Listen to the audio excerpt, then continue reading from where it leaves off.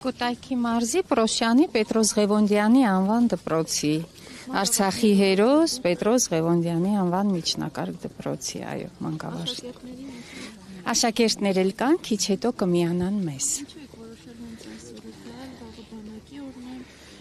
Դե որովհետև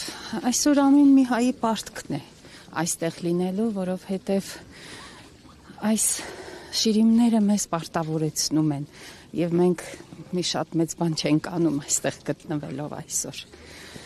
Սոփոց ինձարարների հարազատների կողմից քննարկումներ շատ եղան, նշվում էին, որ խոնարհումի եւ հիշատակի օրդինի սեպտեմբերի 27-ը, բայց որոշվեց հունվարի 27-ը, ինչ եք կարծում, ինչու այդպես եղավ, ու արդյոք կիսում եք նրանց տեսակետը։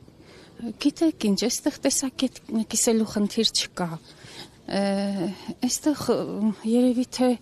կառավարության որոշումն է, իրենք այդպես են հարմար գտել,